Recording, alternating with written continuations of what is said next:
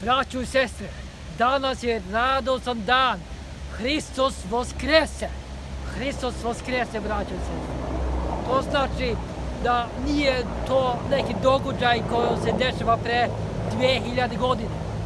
To je nešto koje se dešava svaki dan, braćo i sestre. Moramo svaki dan da slavimo vaskrsenje. Zato što Hrist hoće da bude centar u našim životima. Svaki dan da imamo povjerenje, da molimo Hrista. Da molimo Hrista za naše živote, za naše zemlje, za Srbiju. Ja se molim da Srbe više razume svoj vere u vaskrsnog Isusa Hrista. Ne valja ako samo verujemo do petku. Vaskrsenje u nedelju je ključ. Ja ću biti tamo za vas i ja sam mnogo srećan da vi ste ovdje za mene. Hvala vam. Hristos vaskrese. Vaistinu vaskrese.